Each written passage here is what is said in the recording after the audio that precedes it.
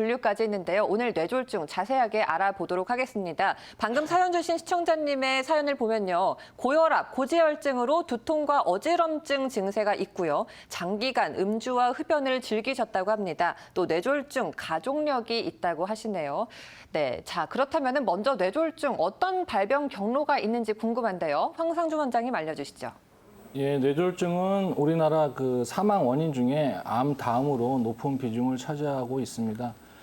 인구 10만 명당 59.6명 정도가 뇌졸중으로 고통받고 있다고 하고요. 60세 이상에서는 그 사망 원인의 한 3분의 1 정도를 차지하고 있다고 합니다.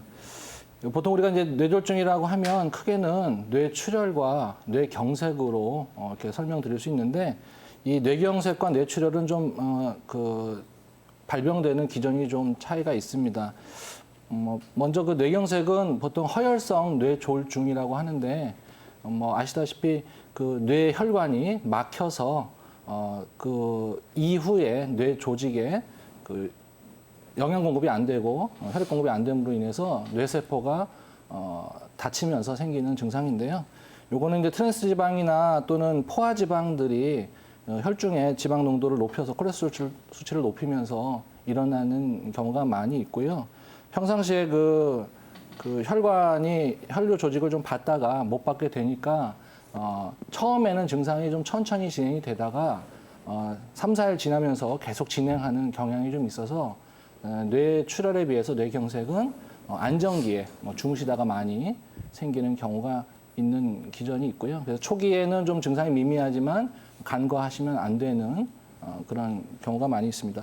또 두 번째로 그 뇌출혈은 이거는 이제 출혈성 뇌졸중이라고 하는데 뇌출혈은 뇌경색에 비하면 급박스럽게 찾아오는 경우가 많이 있습니다. 왜냐하면 혈관이 터지면서 그 혈액이 뇌에 그 압박으로 작용하기 때문에 처음에 광범위하게 뇌의 조직에 손상을 좀 주면서 증상이 급격하게 오기 때문에 활동 중에 많이 생기게 되고요. 혈관이 이 온도 변화에 민감해서 수축되었다가 혈압을 견디지 못해서 터지는 경우가 많이 있습니다. 그래서 고혈압 환자분들인 경우에 뇌출혈을 한 2배 내지 3배, 10배 정도 위험성을 가지고 있다고 해서 그 고혈압의 관리가 굉장히 중요하게 이야기되는 뇌졸중이 이제 뇌출혈이 되겠습니다. 과거에는 이제 사실은 이제 뇌졸중이라고 하는 그 뇌출혈이나 뇌경색이 발생 기전은 아시다시피 이렇게 혈관이 막히거나 터지는 것인데 혈관이 괜히 터지거나 막히지 않기 때문에 과거에는 영양 상태가 좀 불량하고 또는 몸이 힘든 노동을 많이 하시기 때문에 활동 중에 생기는 뇌출혈이 많았었는데요. 현재는 상당히 영양 상태가 좋아서 혈관의 탄력성이나 이런 것들은 확보가 잘 되는데 그 혈액에 어떤 성분이라든지 또는 좀 몸을 움직이지 않는 경향들이 좀 있으면서 뇌경색이 더 많은 뇌졸중의 부분을 차지하고 있습니다. 통계적으로 한 80% 정도 뇌경색이 더 많다는 통계가 있습니다. 이런 것들이 뇌졸중이 생기는 기전인데요. 중요한 거는 뇌혈관으로만 나타나는 증상이긴 하지만 그 기저에는 몸의 상태가 많이 좌지우지하기 때문에 예후도 개인 차이가 많이 있기 때문에 예방하시기 위해서는 자기 건강 상태를 혈류순환이 좋은 쪽으로 관리하시는 것이 무엇보다 중요하다고 할 수 있겠습니다. 네, 아무래도 이 뇌졸중 한 번 발병하면은 회복도 어렵고 후유증도 심하게 남고요. 또 생명과도 직결될 수도 있기 때문에 미리 예방하는 게 참 중요하지 않을까 이런 생각이 듭니다. 혹시 안상훈 원장님, 뇌졸중 의심 증상 같은 게 있을까요? 네, 우리 몸에서 나타나는 모든 증상들은 사실은 특별한 이유가 없이 나타나는 경우들은 단 한 가지도 없습니다. 그러니까 몸에서 나타나는 증상들이 이 몸 안에 어떤 문제들을 이렇게 알려주는 신호라고 생각을 하시고 그런 증상들이 나타날 때 미연에 이렇게 진료를 받으시고 예방을 하시는 게 굉장히 중요한데요. 보통 이제 한쪽 팔이나 다리 쪽으로 뭐 힘이 좀 빠진다든지 아니면 감각이 좀 무뎌진다든지 또 이렇게 저린 증상, 피가 잘 안 통하는 저린 증상이 나타나는 것들 또 뭐 동의보감에 보면은 이렇게 벌레가 기어가는 것 같은 스물스물한 느낌들이 어떤 중풍이 일어나기 전에 나타나는 그런 그 증상들이라고 소개가 되어 있고요. 또 이제 입에서 무슨 뭐 침이 고인다든지 침이 좀 흐른다든지 또는 말이 좀 어두워진다든지 또 한쪽 팔 다리에 힘이 갑자기 빠진다든지 이런 보통 이제 중풍이 우리 뇌가 좌뇌 우뇌로 나눠져 있기 때문에 대부분 한쪽으로만 왼쪽이면 왼쪽 오른쪽이면 오른쪽 한쪽으로만 지금 말씀드렸던 증상들이 나타난다면 뇌 쪽의 어떤 중풍과 관련된 증상의 전조증이라고 이렇게 이해를 하시고 빠른 전문 한의사들의 진료를 받아보시는 게 좋습니다. 네. 그리고 또 작은 뇌졸중이라고 하죠. 일시적으로 허혈 발작이 일어나는 이런 질환, 혹시 전조 증상이 역시나 있는지 궁금한데요. 김윤희 원장님 설명해 주시죠. 네, 김정은 아나운서가 이제 설명해 주신 것처럼 일괄성 허혈 발작은 이 작은 뇌졸중이라고 하는데 이러한 그 증상은 그 혈액 속에 있는 찌꺼기, 이제 다시 말하면 이제 혈전이 뇌혈관에 일시적으로 이제 잠깐 동안 막혔다가 또 시간이 어느 정도 지나면 이제 바로 풀어지면서 정상 상태로 이제 회복을 하게 되는데요.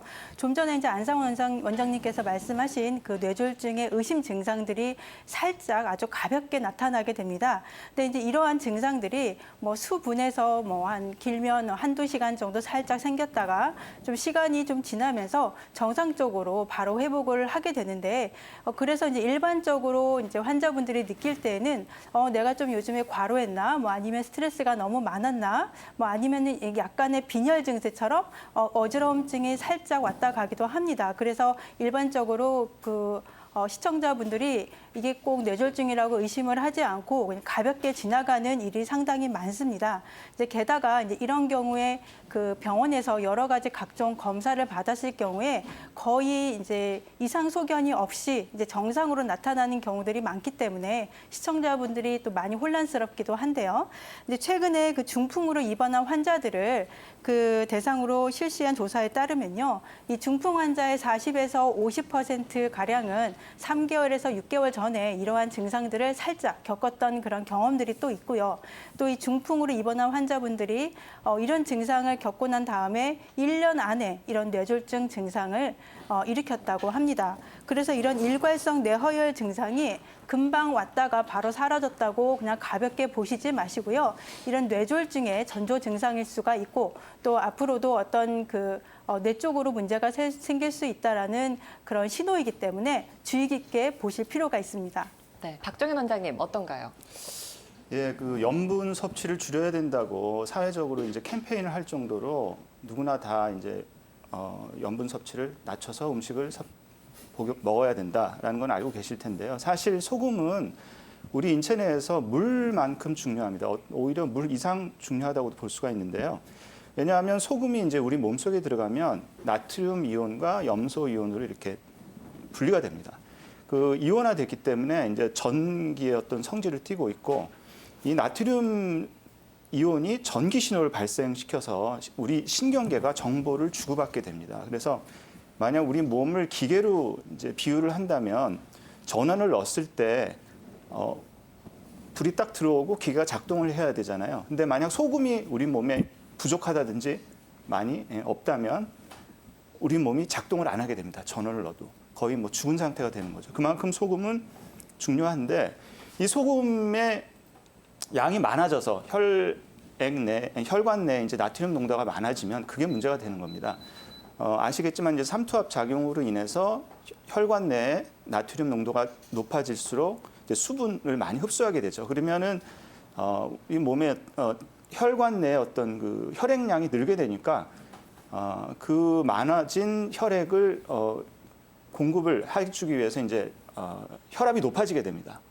혈압이 높아졌을 때 뇌나 어떤 심장의 혈관이 문제가 있는 부분에서 그 높아진 혈압이 가해졌을 때 그게 이제 충분히 그거를 감당을 못하면 뭐 심혈관계통에 문제가 생긴다든지 뇌혈관계통에 문제가 생겨서 이제 중풍이나 또 이제 그 심장마비 이런 것들이 오게 되는 건데요. 그래서 염분 섭취를 무조건 제한하는 것보다는 좋은 염분을 섭취를 하고 또 운동과 또 채식 이런 걸로 인해서 소금의 어떤 그 나쁜 성질을 완화를 시키고 이런 것이 중요하다고 하겠습니다. 김윤희 원장님, 사실인가요? 네, 많은 분들이 이 추운 겨울철에는 뇌졸중을 조심해야 된다는 거 다 알고 계실 텐데요. 저도 이제 겨울철 영하로 온도가 많이 떨어지게 되면 저도 부모님께 전화해서 이제 좀 조심을 하시라고 항상 전화를 드리곤 합니다. 근데 최근에 연구 그 결과에 따르면 이 여름철 7월, 8월에 발생하는 뇌졸중의 환자 수와 또 겨울철에 발생하는 환자 수가 별로 차이가 없다고 합니다. 그 건강보험심사평가원에 따르면요. 그 7월 달, 8월 달에 발생한 환자 수가 19만 명이라고 하는데 그 12월에 발생한 환자 수가 19만 3천 명 정도라고 하니까 뭐 거의 차이가 없다고 보시면 될 것 같습니다. 근데 이 겨울철 뇌졸중에 발생하는 원인이 이 추위로 인한 이 혈관의 수축이 문제가 된다는 거는 다 아시고 계실 텐데 여름철에는 어떤 것이 문제가 되는지에 대해서 좀 설명을 드리겠습니다. 그 원인은 한 2가지 정도로 설명을 드리겠습니다. 첫 번째는 이 여름철 무더위로 인해서 땀을 많이 흘리면서 생기는 이 탈수 증상이 원인이 되는데요. 이로 인해서 혈관이 혈액 속이 좀 더 그 혈액이 끈적끈적해지면서 혈전이 더 생기면서 그 뇌졸중을 더 유발을 할 수가 있고요. 또 이 온도 차이에 따르는 그 혈압이 더 변화가 더 심하게 되면서도 뇌졸중을 유발을 할 수가 있습니다. 또 2번째로 볼 수 있는 거는 에어컨이 상당히 좀 문제가 된다고 볼 수 있습니다. 사실 오늘도 폭염주의보가 내릴 정도로 상당히 무더운 날씨인데요. 어쩔 수 없이 사무실이나 뭐 아니면 대중교통 속에서도 에어컨을 많이 틀게 되는데 이로 인해서 이 더운 밖에 있다가 다시 그 온도가 낮은 그 실내로 들어오면서 이 온도 차이로 인해서 발생하는 뇌졸중의 위험도 있습니다. 그래서 이 여름철에 뇌졸중에 대해서 크게 신경을 안 쓰고 대수롭지 않게 생각을 하시는데요. 여름철에는 그 너무 더운 곳에서 장시간 있으시는 거 좀 피해 주셔야 되고 또 수분 섭취를 좀 많이 해서 탈수가 생기지 않도록 조심을 해주셔야 되고요. 또 마지막으로 보셔야 되는 거는 이 냉방기의 사용을 좀 더 조심해서 좀 사용을 하신다고 하면 여름철 뇌졸중이 생기는 위험들을 많이 피해 가실 수 있을 것 같습니다. 네, 추운 겨울철은 물론이고요. 여름철에도 뇌졸중에 대해서 조심하시기 바랍니다. 그렇다면은 이 뇌졸중, 전조 증상이 있는 경우와 또 뇌졸중이 걸린 이후에 후유증이 남아있는 경우 각각 어떻게 치료를 해야 되는지 궁금한데요. 박정현 원장님이 설명해 주시죠.